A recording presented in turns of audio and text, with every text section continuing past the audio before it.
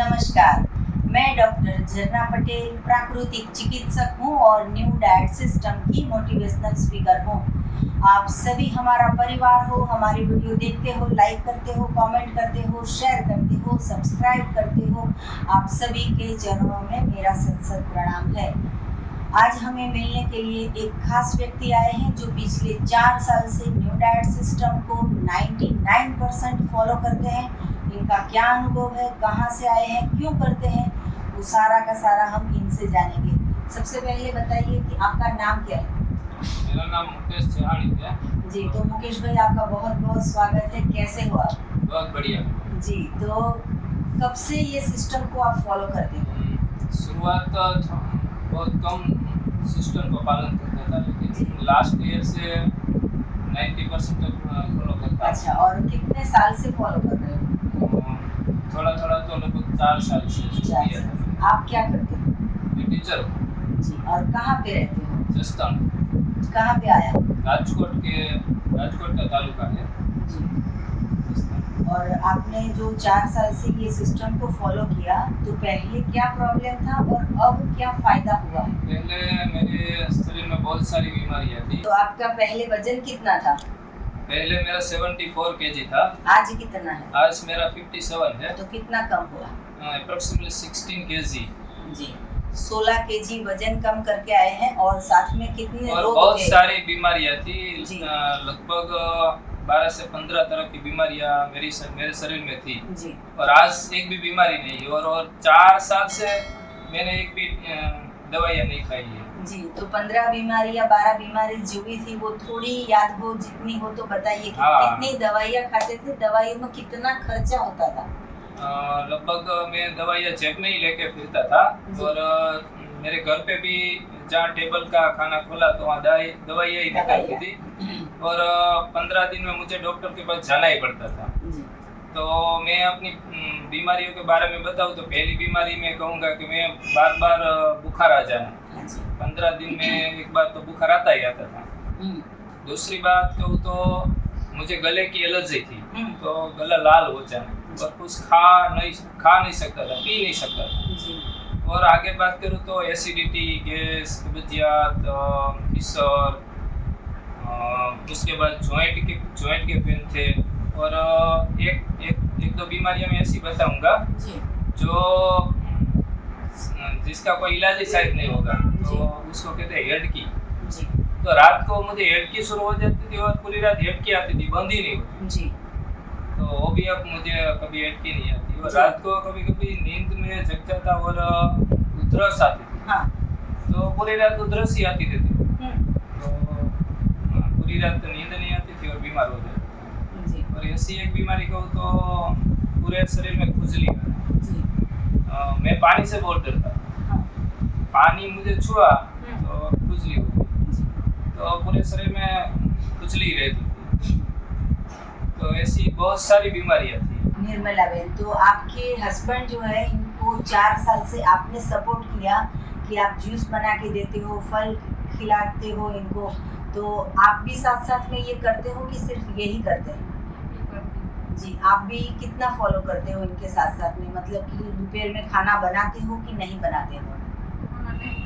जी। तो आप दोपहर में क्या खाते हो? अच्छा, तो पेट भर जाता है? अच्छा लगता है? अच्छा लगा। आपको क्या फायदा हुआ? शरीर में हड़ू लगे, मजा आवे। तो पहले मैं क्या खाता था कि भाई गोपाल के, बालाजी के, वो जो वेफर आते हैं, कुरकुरे आते हैं, ऐसे बहुत सारी चीजें मैं खाता रहता था। तो अब मैं क्या करता हूँ कि भाई मार्केट में घूमने जाता हूँ, जो से फल दिखते हो मैं ले लेता हूँ। टमाटर ले लेता हूँ, गोभी ले लेता हूँ, कुछ भी हो पूरा थैला भर के आ जाता हूँ। अच्छा। और बढ़िया सा जूस बनाता हूँ, खाता पीता। आपके 15,000 अब अच्छी जगह पे जा रहे हैं। बिल्कुल जी। और आज आप राजकोट से सुबह 6 बजे से निकले हो। और यहाँ पे आने में कितने घंटे हुए? 5-6 घंटे? कितना? 6 घंटे हो गए। तो 6 घंटे में बीच में आपको भूख लगी, तो आपने क्या खाया?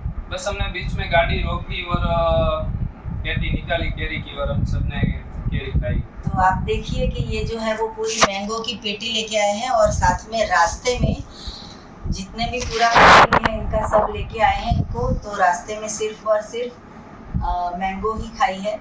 ये सबसे अच्छी बात है कि अगर हमें भूख लगती है तो पहले तो ऐसा होता था कि गोटा या भजिया या कुछ भी रास्ते में कचौड़ी या समोसा कुछ खा लेते थे, लेकिन अब ये सिस्टम को समझने के बाद आप ये भगवान का बनाया हुआ प्रसाद खा रहे हो, ये सबसे अच्छी बात है। दूसरी बात ये पूछना चाहेंगे कि एनीमा के बारे में बताइए कि लोग डरते हैं, एनीमा करना चाहिए नहीं करना चाहिए, आपका क्या अनुभव रहा? एनीमा से कोई नुकसान नहीं होता है और कोई भी व्यक्ति कर सकता है। और एनीमा तो आप हो सके तो डेली कीजिए, जी दिन में 2 बार 3 बार कीजिए। जी और अगर आप तंदुरुस्त है तो वीक में कीजिए, 15 दिन में कीजिए, लेकिन एनीमा कीजिए जी। आपसे जितना हो सके। तो आपने 4 साल पहले कितनी बार एनीमा किया और अभी कितना एनीमा करते हो? पहले मैं इतना एनीमा नहीं करता था, लेकिन मैंने बाद में एनीमा शुरू किया तो मुझे लगा कि नहीं, एनीमा से कोई नुकसान नहीं होता और फायदे बहुत होते हैं, जी। ऐसा मैंने अनुभव किया। तो एक बार जब बाथरूम में जाते हो कितनी बार करके आते हो? 2 बार 3 बार, कभी 1 बार। जी। तो अच्छा लगता है, सफाई हो जाती है? बिल्कुल, बाथरूम से बाहर आते तो बहुत अच्छा लगता है। जी।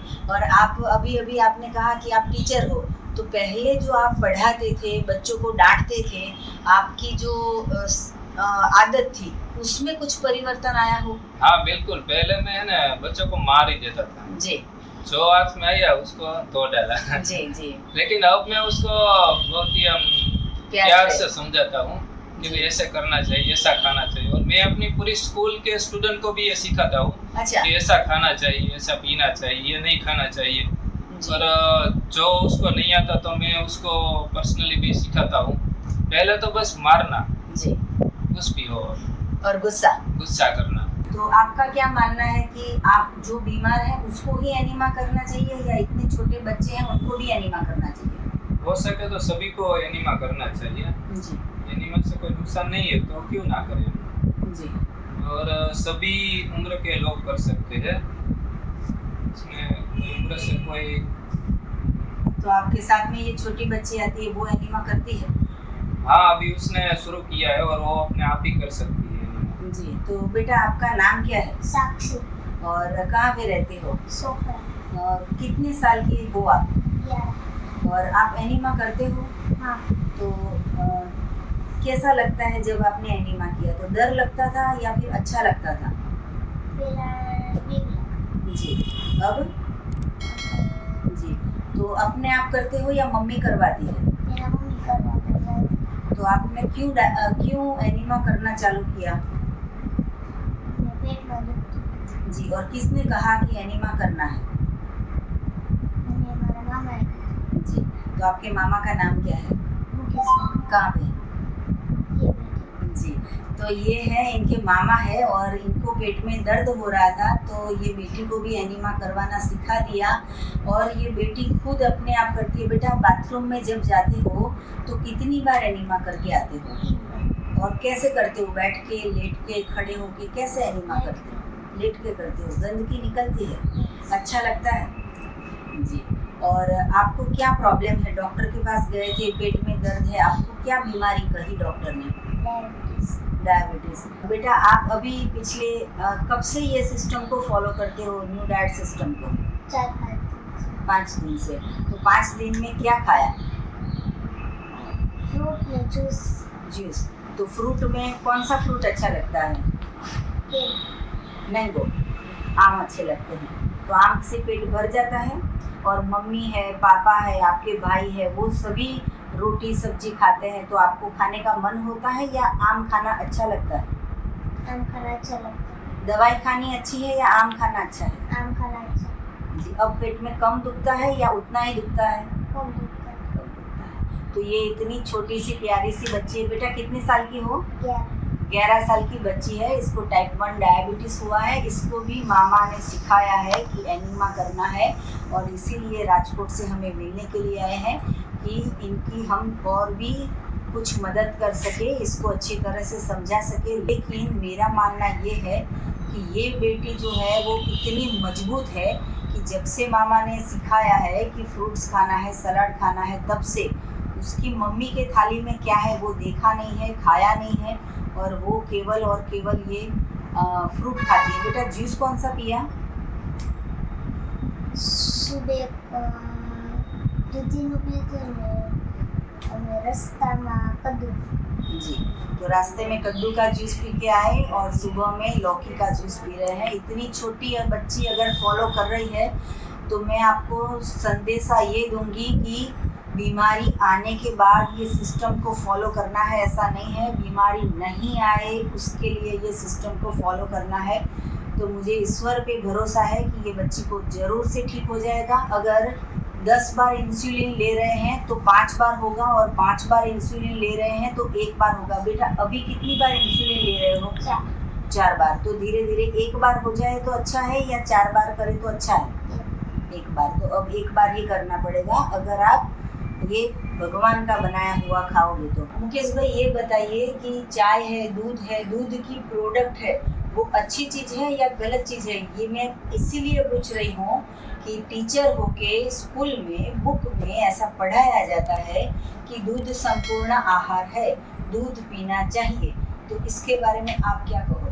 दूध छोड़ देते हैं तो बहुत सारी बीमारी अपने आप ही चली जाती है। तो दूध और दूध से बनी हुई चीज़ें हम ना खाए तो बीमारियां जो हो तो चली जाती है, और जो नहीं है तो आती नहीं है। तो मैं सबसे कहूँगा कि भाई दूध जिसका है उसको पीने दो। तो मैं बहुत पीता था, तो मुझे दूध मैंने जब से छोड़ा तब से मुझे लग रहा है कि नहीं, बहुत अच्छा फील कर रहा हूँ। जी। और 4 साल पहले जब आपका इतना 16 किलो वजन कम था और अभी आप दुबले पतले हो गए, तो लोग तो यही बोलते होंगे कि आप बीमार हो गए। हाँ, सभी कहते रहते हैं कि भाई ये क्या कर लिया, जी। आपका शरीर ऐसा क्यों हो गया। तो मेरा जवाब होता है कि चलो मैदान पे जाते हैं और वहाँ पर क्रिकेट खेलते 2 घंटे, कौन थक जाता है? वाह। तो कोई भी नहीं तैयार होता। मैं जी। कहता हूँ चलो बिना सीढ़ी के कहीं पर चढ़ जाते हैं। हाँ जी। आप तैयार है? तो कोई मेरे साथ नहीं कंपटीशन करता। जी। तो ये मेरी तंदुरुस्ती ही मेरा जवाब है। जी, एक बार रनिंग भी कराइए। आपके स्टाफ में जितने भी टीचर्स, लेडीज हो, जेंट्स हो, सबको रनिंग की कंपटीशन करवाइए और बताइए कि आप खा के आए, मैं बिना खा के आया, चलो अब रेस लगाते हैं, दौड़ते हैं। पहले मैडम आपने जैसे कहा ना, पहले ऐसा होता था कि मैं बीमार था और ये दूध में बहुत खाता था। जी। तो जब बच्चों को पीटी के लिए ले जाते थे, हाँ दौड़ाने के लिए, जी। तो दूसरे टीचर जो तंदुरुस्त होते थे वो दौड़ सकते थे, वो जाते थे, और मैं मैदान पे बैठा रहता था क्योंकि मैं दौड़ नहीं सकता था। जी। लेकिन आज है ना, वो सब बैठे रहते और मैं दौड़ता रहता हूँ। वाह, आपके लिए मुझे ताली बजानी होगी। और मुझे क्रिकेट खेलने का बहुत पहले से ही शौक था, लेकिन मैं बीमार हो गया तो मैं बिल्कुल खेल नहीं पाता था। आज बड़े बड़े अच्छे खिलाड़ी के साथ खेल लेता हूँ, जी। बहुत आनंद आता है। तो मेरा ये एक नया जन्म है, जी। ऐसा कह सकते हैं। तो लास्ट में ये पूछना चाहेंगे कि कब तक ये सिस्टम आप कितने साल के हो? 38। जी। तो अभी जिंदगी में जितने भी भगवान जिंदा रखे, कब तक ये सिस्टम को फॉलो करोगे? जब तक जिंदा है। जी। अब वो खाना नहीं, अब जो अच्छा है तो अच्छा ही लेंगे ना। जी। तो आपका पूरे दिन का शेड्यूल भी बताइए कि सुबह क्या खाया, दोपहर क्या खाया, शाम को क्या खाया, कितना खाया, वो बताइए। सुबह उठते ही मैं पहले तो पानी पीता हूँ या कोई अच्छी नेचुरल टी बनाता हूँ, जी। और उसके बाद क्या करता हूँ कि जब तक भूख ना लगे तब तक मैं कुछ नहीं खाता। ओके। जैसे मुझे भूख लगेगी 9 बजे 10 बजे, तो उस वक्त मैं जो फ्रूट अवेलेबल हो ना, पहले मैं फ्रूट ही खाता रहता हूँ। जी। और कभी कभी मेरे टेरेस पे मैंने ऑर्गेनिक टेरेस गार्डन बनाया है, जी। तो वहाँ बहुत सारी पत्तियाँ मिल जाती है, तो मैं जूस भी बना लेता हूँ। जी। तो जूस पी लेता हूँ, फ्रूट खाता हूँ, और इसी तरह से मैं पूरा दिन बिता देता हूँ। और शाम को ऐसा लगे कि भाई कुछ खाना है तो थोड़ा सा खा लेता हूँ। बाकी पूरा दिन ज़्यादा से ज़्यादा मैं फ्रूट खाता हूँ, और लगभग पूरे दिन में मैं 2, 3, 4 किलो फ्रूट खा जाता हूँ। मुकेश भाई, पूरे समाज को, पूरे देश को कुछ संदेशा दीजिए कि हेल्दी कैसे रहेंगे। हेल्दी रहने के लिए कुछ करना नहीं है, कुछ छोड़ना है। अच्छा, वाह। जैसे कि जो बार बार जो नहीं खाने जैसी चीज़ें है उसको छोड़ दीजिए, और जो भगवान ने दिया है उसको खाइए। आप अपने आसपास देखिए और भगवान ने क्या बनाया, तो आप देखेंगे कि भाई बहुत सारे फ्रूट आपको मिलेंगे, बहुत सारी सब्जियाँ मिलेगी आपको, बहुत सारे पत्ते मिलेंगे आपको। तो आप बहुत सारे प्राणियों को देख सकते हैं वो सब क्या खाते हैं। अगर वो हम खा लेते हैं तो बहुत ही अच्छा जीवन जी सकते हैं और तंदुरुस्त रह सकते हैं और कुछ नहीं करना। जी, और ये भी बताइए कि आप ऑफिस जाते हो, आपके स्टाफ में भी बहुत सारे लोग होंगे, तो वो भी आपको देखते हैं, कुछ आपसे पूछते हैं कि क्यों ये सब खा रहे हो? हाँ, पहले ऐसा हुआ करता था कि मैं अकेला फ्रूट खाता था, सब अपने टिफिन लाते थे और खाते थे। जी, लेकिन सबको ऐसा लगा कि ये सर ये खा रहे तो हम भी ट्राई करते। तो सब बहुत अच्छे हमारे स्टाफ के, मेरे फ्रेंड्स और हमारे स्टाफ के शिक्षक बहुत अच्छे हैं। जी, तो उसने लगा कि भाई हम भी थोड़ा थोड़ा खाते हैं, कैसा लगता है। तो उसने खाना शुरू किया तो उसे भी अच्छा लगा। तो मेरे स्कूल में ज़्यादातर टीचर्स ज़्यादातर फ्रूट्स शाक भाजी खाते हैं और उनको बहुत अच्छा लगता है। और वो कहते हैं कि भाई 5 बजे तक है ना पढ़ाना बहुत मज़ा आता है जब फ्रूट खा के पढ़ाते हैं। जी, जी, इतना परिवर्तन आ गया। हाँ, मुकेश भाई, आप और आपका परिवार पूरा यहाँ पे आया और आपने अपना कीमती समय दिया, आपने अपना अनुभव बताया, इसके लिए आपका बहुत बहुत धन्यवाद। और जितने भी साधक हमारी वीडियो देख रहे हैं उन सभी के लिए मेरा फ़ोन नंबर है 9824317955। सुबह में 10 बजे और 12 बजे के बीच में आप मुझे कॉल कर सकते हो। अहमदाबाद के नारायणपुरा में मेरा NDS हेल्थ सेंटर है, जहाँ निःशुल्क में आके आप हमसे मिल सकते हो। अगर आपको मिलना है तो यही नंबर पे व्हाट्सएप पे मैसेज करके अपॉइंटमेंट लेके आप हमसे मिल सकते हो। और अगर आपको एनिमा पॉट चाहिए या फिर हमारी कोई प्रोडक्ट चाहिए तो यही वीडियो के नीचे डिस्क्रिप्शन बॉक्स में हमारी वेबसाइट है, वहाँ पे आप ऑर्डर कर सकते हो या तो फिर व्हाट्सएप से भी ऑर्डर कर सकते हो।